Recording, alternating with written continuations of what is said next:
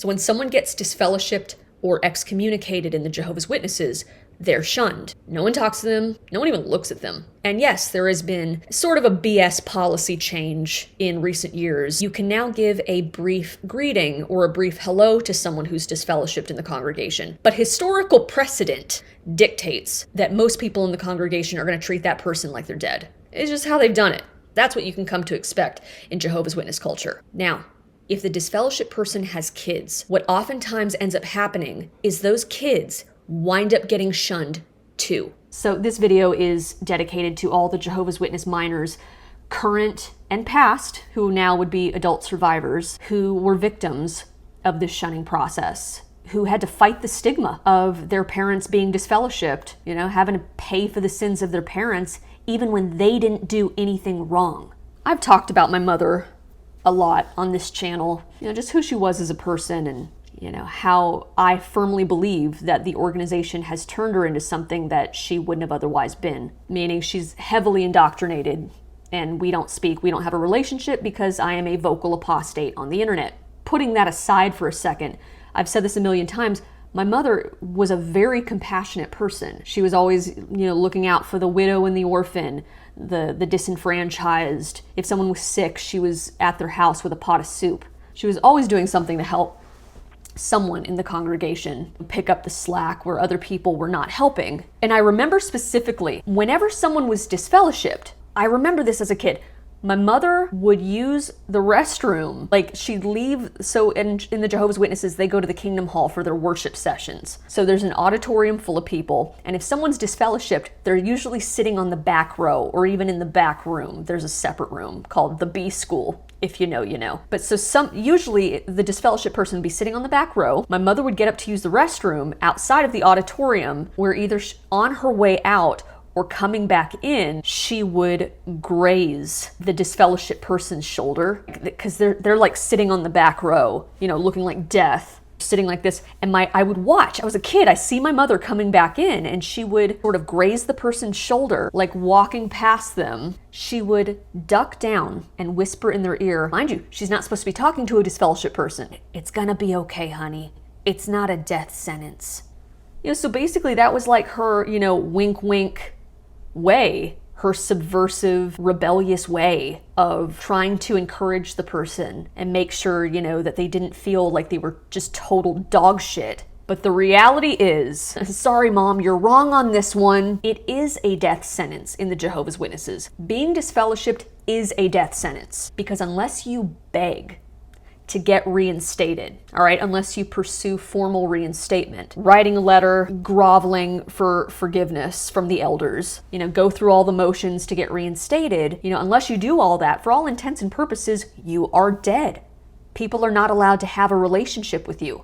And, again, I appreciate her efforts of trying to do that, because that was risky. And, she didn't want them to feel like they had no hope. That was her compassion coming through. But when you try to show your humanity or slip little things like that in, or you try to fix things from the inside in the organization, I've said this before in other videos, it's like trying to fix cancer. It's a cancerous organization. But so the reason that I bring her up is that she used to get really annoyed when a family wasn't popular, especially if the parents were disfellowshipped. And so by association, their kids would be shunned, just like the parents. That really bothered her. A little huddle, they come in like a little huddle, listen to the whole damn meeting in solitary confinement in the back room. Of course, the second the meeting's over and they say amen, the whole family just shuffles out. Can you imagine that? I don't know who's a church goer, any church goers watching this. Imagine in your church, just a pack of 5 or 6 people, parents, a couple of kids, a baby in tow, all of them just completely ignored. But again, my mother would go, even if the parents were disfellowshipped, she'd, kind of not sneak, but she'd just go up and talk to the kids and give them little candies and gifts. And I remembered that. Anyways, circling back around, this is what happens when you are the child of a disfellowshipped parent. They're lonely, all right? Imagine all the petty shit the parents go through. No one talks to them. No one even looks at them. People walk past you like you're a ghost. All right, now translate that to a child. You think a child is gonna forget that? You think it's gonna leave a positive impression? You think that kid's gonna look back and be like, oh man, I loved the Kingdom Hall. So many good memories there. And also you gotta think, this runs deeper than the adults in the room. Other kids from other prominent families. All right, you got ballerina farm with 15 kids, and those kids see the kids of the disfellowshipped parents, all right, the DF'd family. Prominent kids see those kids and say, oh, they're kids. Like, oh, another kid I can play with. Cool. All right, and mom and dad, who are the good Jehovah's Witnesses, are gonna have to stoop down. Now, little Daisy Denise Braxton, Hickston, Saxton, you can't play with them because their mommy and daddy are disfellowshipped. They gotta keep the class divide or they potentially look bad. That'll make their social stock go down. They can't be caught seen speaking to the DF'd family. If you are a current witness watching this, get off your ass, all right, at the next Sunday meeting and go talk to those kids. All right, even if they're a little squirmy and awkward, it doesn't matter. You did the right thing. It impacts their self-esteem. I mean, obviously, if they're toddlers or something, they're not going to remember, but a 9 or a 10-year-old is going to remember the situation, and they're too young. A child this age is too young to understand what's happening to them. They're too young to understand the congregation bullshit and politics. All right, when a room full of 100 people refuses to acknowledge their existence, doesn't talk to them, doesn't talk to mom and dad, you can explain all day long. You can try to explain it to them. It's not gonna penetrate. They're gonna think that something's wrong with them. No one wants to sit with me at the lunch table. No one likes me. It's a very simplistic reaction because they are literally physically incapable of understanding what is happening to them. But again, kids aren't stupid. They pick up on stuff. Even if it is sort of just a vague feeling, they're gonna observe how people are treating their parents. They're gonna pick up on the vibes, and somewhere along the line, something's gonna get tucked away in the back of their brain that this place sucks, and I can't wait for the day that I don't have to come back here ever again. Unfortunately, sometimes the opposite happens. Mom and dad get DF'd. They go through the motions. The kids are always there with them in their little suit and tie, dress or whatever. And then they get reinstated. And, the whole family, oh, everyone's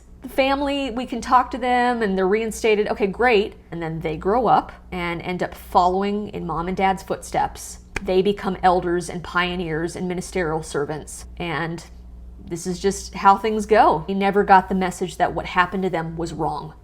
Or it backfires, kind of tying back to the previous point. If the kid feels like crap, they're gonna find friendship at school. Yep, quite literally the devil's playground. All right, kids need to be kids. They need to run around and socialize with other kids their age, feel included. They just need to be kids. They don't need to be subjected to this mindfuckery. They're going to see the contrast. They're gonna see and remember the Jehovah's Witnesses as these fake drones who can just switch love on and off. Again, they might not understand all this cognitively at their age, but they're gonna pick up on it, that this is an unstable, unsafe environment. The whole thing is gonna feel like a wrench that's thrown into their life when they could be off doing something fun with their real friends. And then a lot of times what happens is they just peace out when they're old enough. And then every adult in the room acts so shocked, like, how did this happen? So anyways, this is a very generalized, broad strokes picture of what these kids go through. So I actually asked for stories on my community page from adult survivors. I wanted to hear their stories or their experience of what it was like being the child of a disfellowshipped parent. Understandably, a lot of people don't want to talk about it or,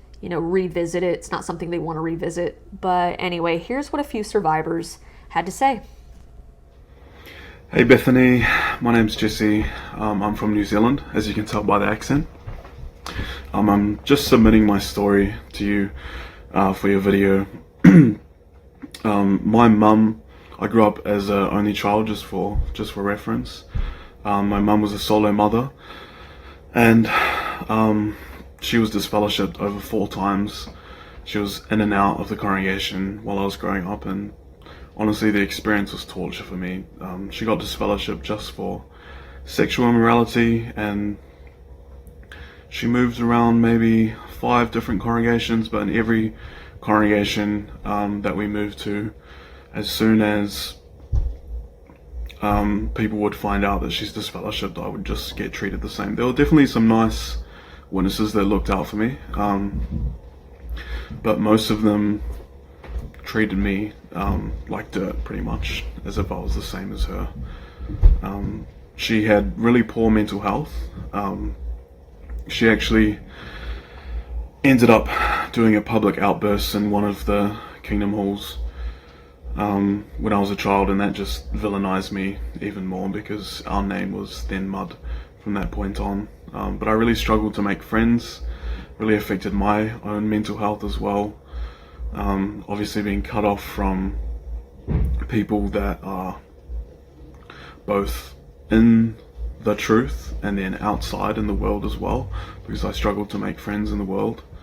It was an extremely painful experience. So yeah, definitely support what you're doing. Stop the shunning. Hi Bethany.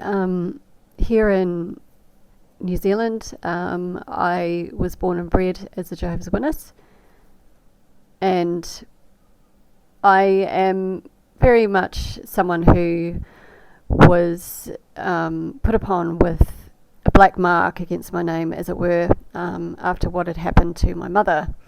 So my mum was also born into the organisation.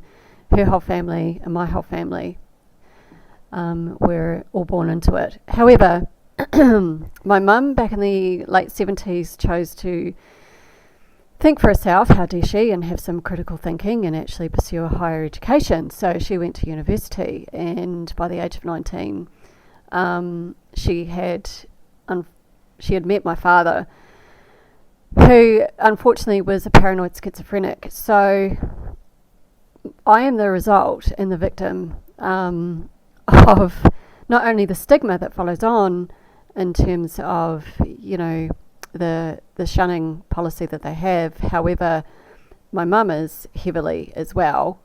She is still practicing, but she's slowly starting to wake up a little bit. However, what happened was I am the result of a vicious rape, and domestic violence was very much a situation that my mother landed herself in. And of course, the elders in the congregation at the time says, well, how dare you go outside, the specifications, and you brought this on yourself because, you wanted a higher education, and look where that's landed you.